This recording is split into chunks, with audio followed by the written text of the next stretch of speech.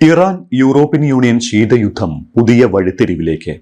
ആണവായുധം വികസിപ്പിക്കില്ല എന്ന് ഇറാൻ ഉറപ്പ് നൽകിയാൽ മാത്രമേ ഇറാനുമേൽ ഉപരോധം ഏർപ്പെടുത്താതിരിക്കൂ എന്ന് ജർമ്മനിയും ഫ്രാൻസും ബ്രിട്ടനും വ്യക്തമാക്കിയിരിക്കുകയാണ്. ഐക്യരാഷ്ട്രസഭ സെക്രട്ടറി ജനറൽ ആന്റണിയോ ഗുട്ടറസിനും UN സുരക്ഷാ കൗൺസിലിനും ഈ 3 രാജ്യങ്ങൾ ഇത് സംബന്ധിച്ച് കത്ത് നൽകിയിട്ടുണ്ട്.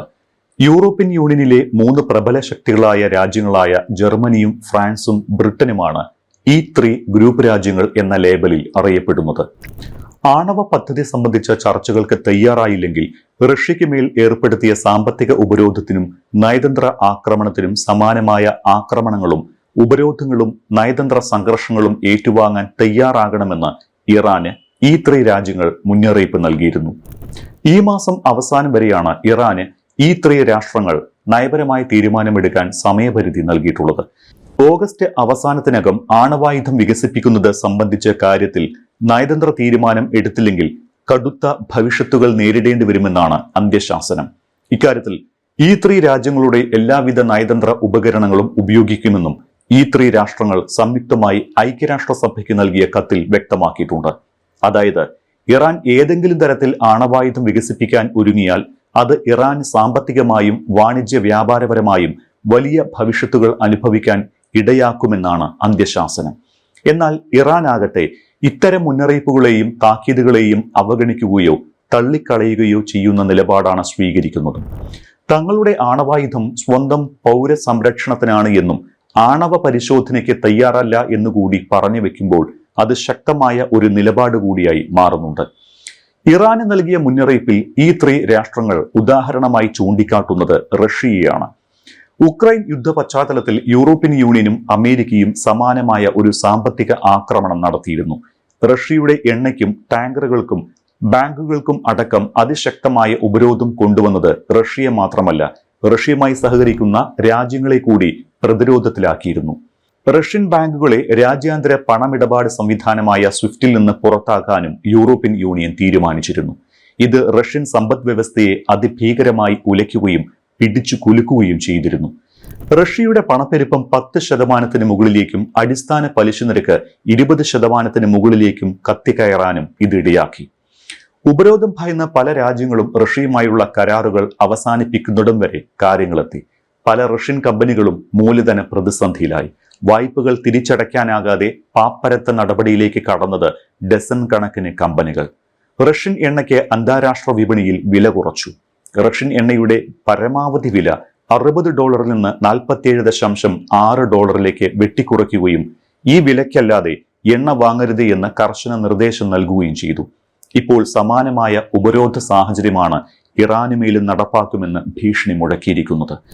ഇനി എന്താണ് ഇറാനെതിരെ പൊടുന്നനെ ഈയൊരു സാമ്പത്തിക ഉപരോധ മുന്നറിയിപ്പ് നൽകേണ്ട സാഹചര്യം ഉണ്ടായത് എന്നുകൂടി പരിശോധിക്കേണ്ടതുണ്ട്. അന്താരാഷ്ട്ര ആണവോർജ ഏജൻസിയുടെ ആണവ പരിശോധനയ്ക്ക് ഇറാൻ അനുമതി നൽകാതിരുന്നത് മുതലാണ് പ്രശ്നങ്ങൾ ഉടലെടുത്തത്. അതിനു മുൻപ് ഇക്കഴിഞ്ഞ ജൂണിൽ ഇസ്രായേൽ ഇറാനെ ആക്രമിച്ചിരുന്നു.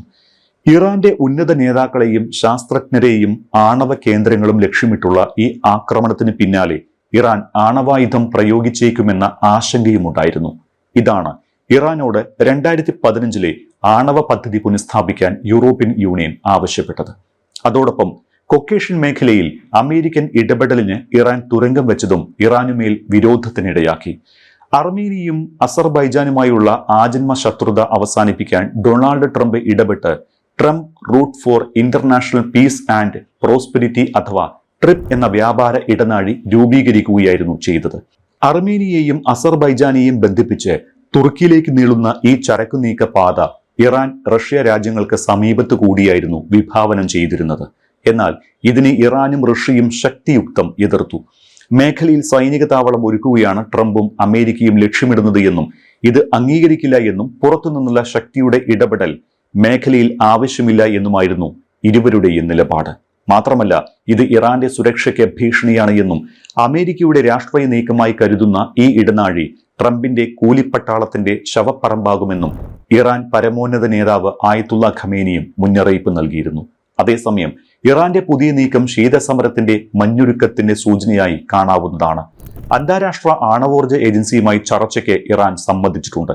ഒപ്പം ഐക്യരാഷ്ട്രസഭ നിരീക്ഷക സംഘത്തിന് ഇറാനിൽ പരിശോധനയ്ക്ക് അനുമതി നൽകിയേക്കും എന്നതടക്കമുള്ള വാർത്തകളും പുറത്തുവരുന്നുണ്ട്. ജൂണിലെ ഇസ്രായേൽ ആക്രമണത്തിന് പിന്നാലെ IAEAയുമായുള്ള സഹകരണം ടെഹ്റാൻ അവസാനിപ്പിച്ചതിന് ശേഷം ആദ്യമായാണ് ഇറാൻ ഇത്തരമൊരു നീക്കത്തിലേക്ക് നീങ്ങുന്നത് എന്നതും ആശ്വാസമാണ്. അതിനിടെ ഇസ്രായേൽ പ്രധാനമന്ത്രിക്കെതിരെ വിമർശനവുമായി ഇറാൻ പ്രസിഡന്റ് മസൂദ് പെസഷ്കിയാൻ രംഗത്തെത്തിയിട്ടുണ്ട്. ഇറാൻ സഹായം നൽകുമെന്ന നെതന്യാഹുവിന്റെ പരാമർശത്തിലാണ് അദ്ദേഹത്തിന്റെ മറുപടി. കുടിവെള്ള പ്രതിസന്ധി പരിഹരിക്കാൻ ഇറാന് സഹായം നൽകാമെന്നായിരുന്നു അദ്ദേഹത്തിന്റെ പരാമർശം.